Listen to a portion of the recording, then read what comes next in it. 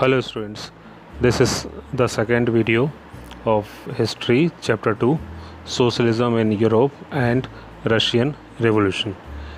In this video, before starting our chapter, I will talk about the important personalities which played very important role in this chapter as well as Russian Revolution. The most important personality in this chapter is Lenin. Lenin, the leader of the Bolshevik party, who led the Russian Revolution in 1917 as a result of the Treaty of Brest and Litovsky with Germany.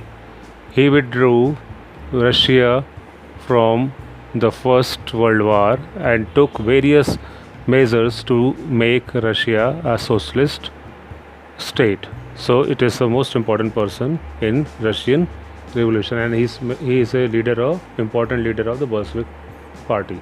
Second is Nicholas II, the Tsar of Russia, whose policies precipitated the Russian Revolution. Number 3 is Karnaskis,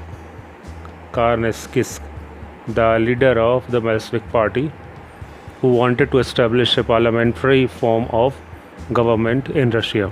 He was responsible to make the Russia a democratic country, but he was failed and he was sitting in the opposition. Leo Trotsky, he headed the Petrograd Soviet and played a leading role in the Russian Revolution and was later assassinated by Stalin. Number 5, Rasputin, an unscrupulous monk whose influence over the royal family was resented by the Russian people. He was very influential person, and he had a great influence on royal family, Tsar family. Number 6, Engels. Friedrich Engels is in association with the Karl Marx. Karl Marx and Engels both were friends, and they published the Communist Manifesto that was the guiding spirit of the Russian Revolution. And he also published the one book that is called Das Kapital.